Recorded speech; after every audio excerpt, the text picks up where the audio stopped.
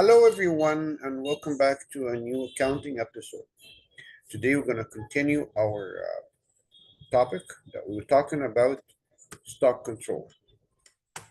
So, today, we're going to continue our second system of calculating the cost of goods. So, uh, last time we went through the system of first in, first out, which is FIFO. And today we're going to continue the next one. So the next one we have here is the LIFO, last in, first out. So let's see our example for today. The same one as we had before for the previous one. I'm going to use the same figures and the same example. So again, LIFO stands for last in, first out. So basically, you're going to sell the goods that you have purchased latest. So the latest goods purchased will be the first one to be sold. So let's take the example here. This warehouse or this store is selling units, whatever those units are, as we said before. So 150 units will be his opening stock. So let's see how this is going to reflect in our sheet and how we can record this in our costing sheet right there. So opening will be 150 units at the rate of 21. It gives you a total amount of 3150. So where's the 150 came from that example, if you can guess? 150 units, his opening or his starting stock most likely came from the previous months. So from the last months, so if we're saying this is July 1st, so maybe June 30th is the closing stock or the closing balance. So you're going to move this from the last months to the new months, starting a new sheet or starting a new month calculation or cost counting. Okay, so now let's see the next transaction. Next transaction we have here a sale of 120 units at the rate of 35.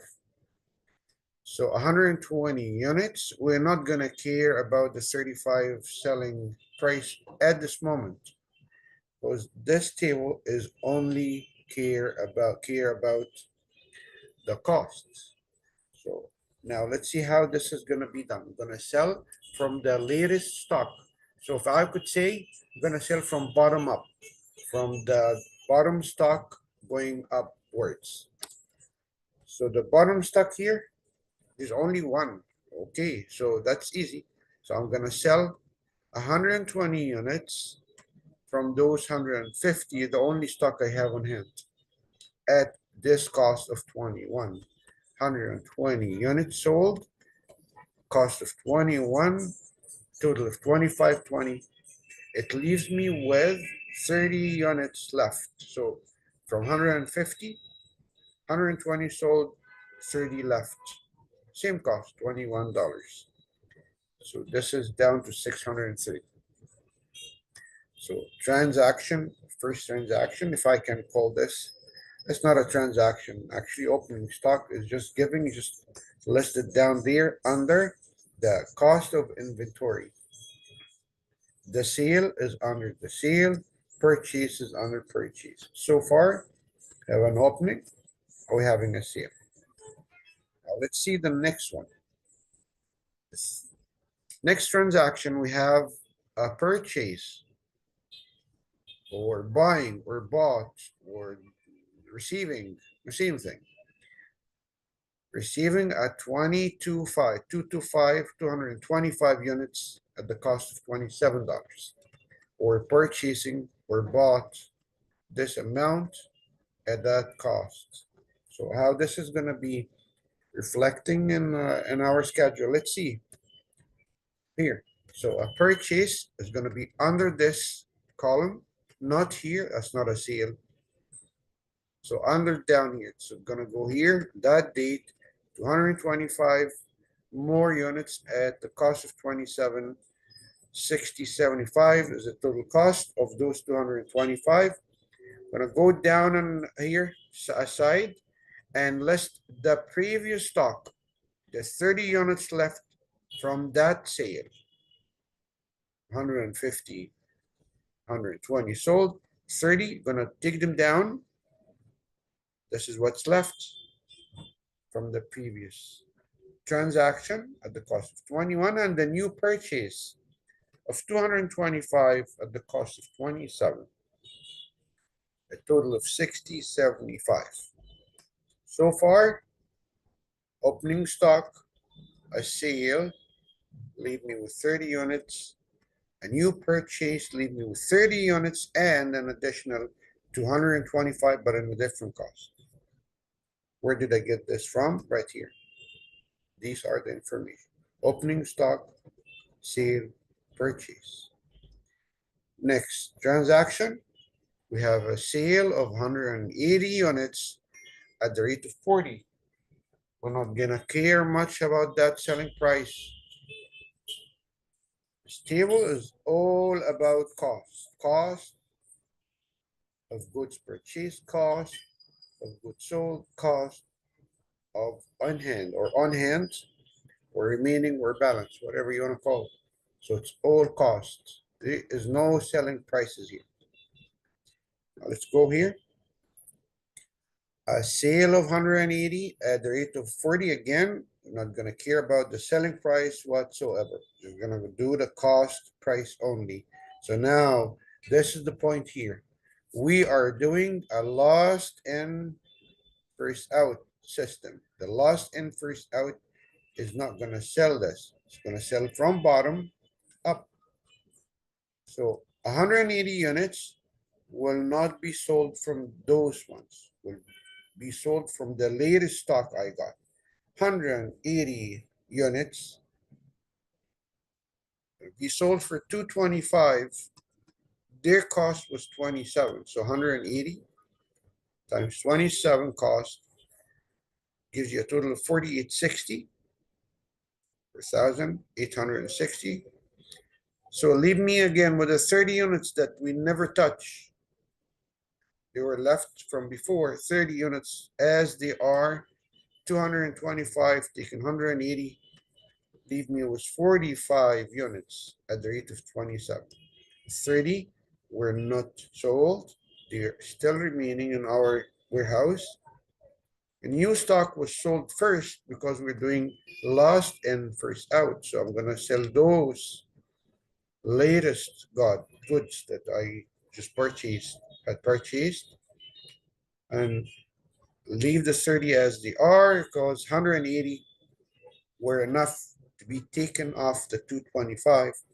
Leaves me with 45 units at the rate of 27, 30 units at the rate of 21.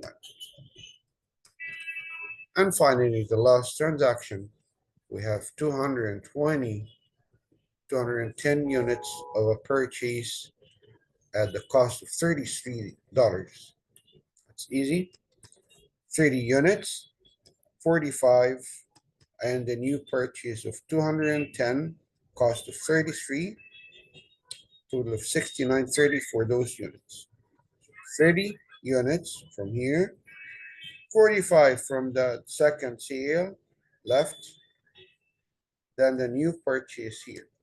You notice here, they are all different costs. 30 at cost of 21, 45 units, cost of 27, and 210 at the cost of $33. Now, adding those will give me the cost of value. Why? Because those are in and out. All these goods are coming in and going out. I'm not going to add them. I need what is left at the end of the month. So I'm going to take this total, these ones, I'm going to move them to the next month. Same as we did with 150. This balance came from the previous month. Just what this is simply was only one goods or one type of units They were at one cost, so that's why it's only one. It could be two, could be three, doesn't matter as long as I'm following the system. So 30 units, 45 and 210. Adding this, it gives me the cost value. Let's see here. 630, 12, 15, 6, 9, 30. Here, 21 units, $21, 30 units at 21, 45 at 27, 210 at 33, right there. 30 at 21, 45 at 27, 210 at 33. Add them up, gives you 87.75. This is our cost value. This is the balance. Those three types of units will be moved to the next month's balance as balance opening stock for the next month. So adding those here, the last three items left, or last one item, two, whatever it comes up to. So this is what's left at the end of the month. I'm going to move them here and work my cost value. Now, the second important thing that I need to know, what is my gross margin? A gross margin is very simple and easy. Gross margin is calculated this way. Your revenue less cost of sold goods. So let's add the revenue. I have two sales here. I have one sale of 120 units at the rate of 35 and another sale of 180 units at the rate of $40. So here it is, 120 times 35, 4,200. 180 at the rate of 40, 7,200. Add them up, you come up to 004, 11,400. Where did I get this from? Right there. You have this information already on the exercise, and it tells you exactly where what rate these goods, how many units, and what is the selling rate. It's first sale, second sale. Add them up, get the total revenue. Now I need to work my cost to get my margin. So where would I get my cost? Down here. This is my cost. See? Cost of goods sold. Cost of sold goods. Same thing. Cost of goods sold right here. 120. Add the cost of. It's not the selling price. This is no selling price. Only cost. 120 at the cost of 21, 25, 20. 180 at the cost of 27, 48, 60. Add them up. They come up to 73.80. This is the total cost of goods sold. COGS. Cost of goods sold. Now, if I subtract my revenue from my cost of goods sold, 73.80, which I have just gotten from here, I get my gross margin, 4,020, 40.20. This is my gross margin, and it's a gross margin, not a net margin. So how can I get my net margin? My net margin, or my net profit, is subtracting from this amount. If it was given, it's not given in this exercise, so I don't care about it. I won't care about it. Just FYI, if you'd like to know, if you have your rent or any other fixed cost like rent, utilities, salaries, wages, supplies, subtract them from this, you get your, that's for a month. You get your net, you get the net profit. However, it was not mentioned here, so I wouldn't care about it for now. This is just for you to know. A gross margin does include the fixed costs or other costs, or what they call it in accounting, they call it the operational cost. The cost to have your business operated, or day-to-day expenses, like supplies and so on, rent, utilities, and other stuff. Okay, so I hope that was helpful.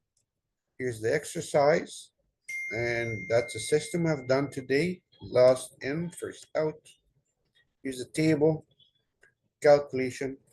And I think that was helpful for you. I would like to thank you again for joining me. And please don't forget to subscribe to my channel. And I'll leave you in peace now. Have a nice and wonderful day. And hopefully, we'll see you again shortly. Have a nice day.